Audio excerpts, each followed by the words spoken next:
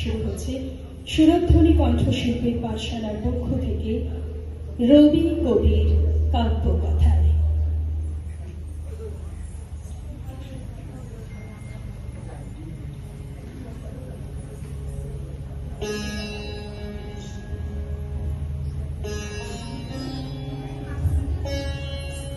আমার মাথা নত করে দাও হে তোমার চরণ ধুলার তরে, সকল অহংকার হে আমার ডুবাও চোখে জলে।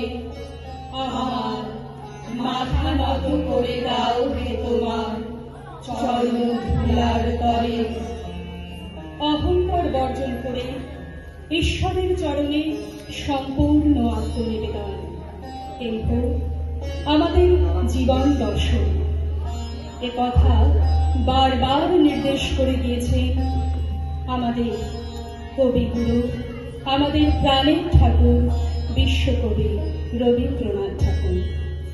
বিশ্ববিদ্যালয়ের ডিগ্রি না পেলেও মানুষ হিসেবে তিনি হয়েছিলেন অনেক বড়।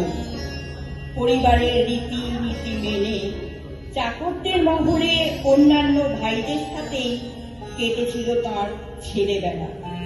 চাকরদের মধ্যেই একজন ভৃত্য ছিলেন ঈশ্বর, তার হাতেই ছিল ছোট্ট রবি দেখাশোনার ভার। ভূতের মতন চেহারা যেমন নির্বোধ অতি ঘোর, যা কিছু হারায় গিন্নি বলেন রেশটালাটাই চোর। উঠিতে বসিতে উনি পাপান্ত, শুনেও শোনে না কানে। যত পায় বেদ তা পায় বেতন, তবু না চেতন মানে। রবীন্দ্রনাথের প্রিয় খাবার ছিল বাসি লুচি আর আখের গুড়। দুধ ছিল অপছন্দের তালিকায়। অল্পেতে খুশি হবে দামোদর শেঠকি, মুরগির মোয়া চাই চাই ভাজা ভেটকি। আনবে কোটকি জুতো মোটকি ঘিয়ে এনো, জলপাইগুড়ি থেকে এনো করি জিওলো। চাঁদনিতে পাওয়া যাবে গোয়ালের পেটকি, চিনে বাজারের থেকে এনো তো গরম চা। কাঁকড়ার ডিম চাই চাই যে গরম চা, না হয় খরচা হবে মাথা হবে হেটকি। মনে রেখো বড় মাপে করা চাই আয়োজন, ফলে বর খাটো নয় হীর মন প্রয়োজন। খোঁজ নিয়ে ছড়িয়াতে জিলিপির লেটকি। চাকর মহলের আরেকটি চাকর ছিল, তার নাম ছিল শ্যাম। সে প্রায়ই রবিকে আটকে রাখত দোতলার দক্ষিণে একটি ঘরের মধ্যে, আর সেই ঘরে একটি জানলার নিচে ছিল একটা পুকুর, আর সেই পুকুরের পাড়েই ছিল মস্ত বড় একটা বট গাছ। মিশি মিশি দাঁড়িয়ে আছো মাথায় লয়ে জল, ছোট ছেলেটিকে মনে কি পড়ে ও প্রাচীন বট।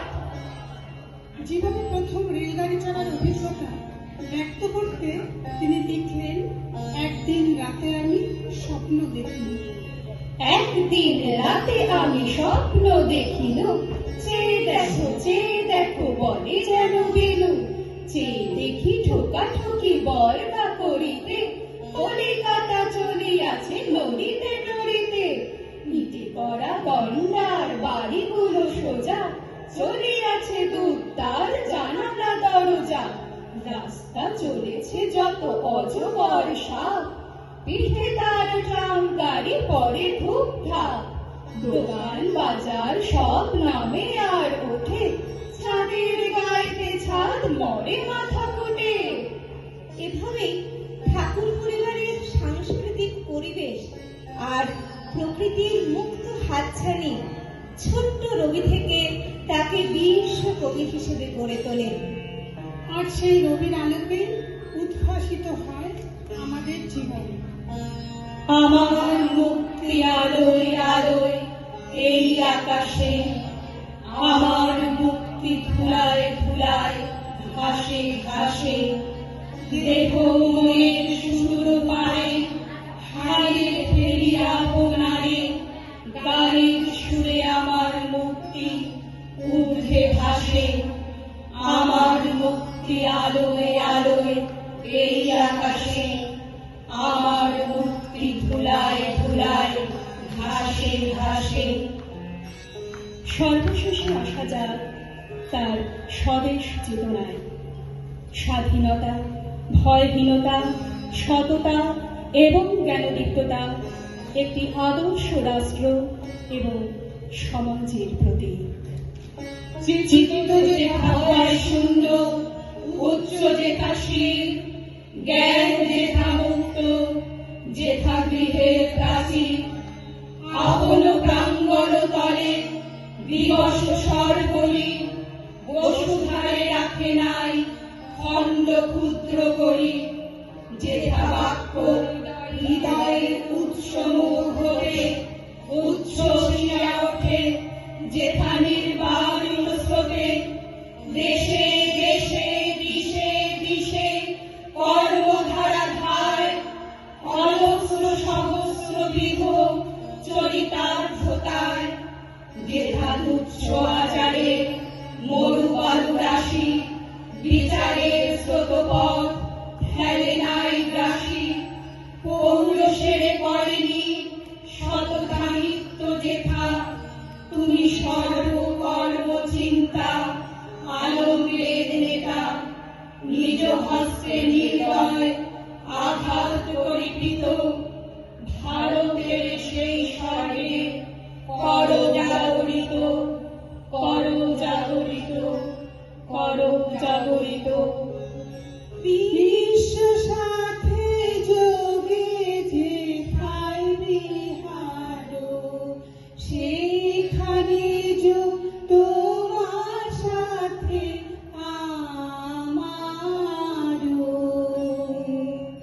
বিশ্ব সাথে যোগে যেথায় বিহারো, সেইখানে যোগ তোমার সাথে আমারও,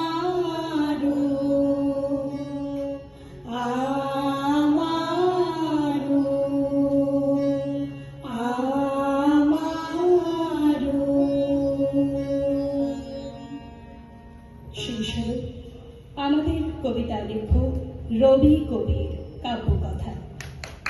সুরধ্বনি কণ্ঠশিল্পের পাঠশালার পক্ষ থেকে আমরা যারা আজ মঞ্চস্থ করেছি, অংশগ্রহণের বাদিক থেকে আমি লিপি রায়, আমি শুক্লা সেনগুপ্তা, আমি সুলগ্না চন্দ্র, আমি নিরঞ্জনা মজুমদার, আমি কোজাগরী রায়, আমি চন্দ্রিমা মজুমদার মুখার্জি। আমি সোনালী ভট্টাচার্য। নমস্কার। নমস্কার।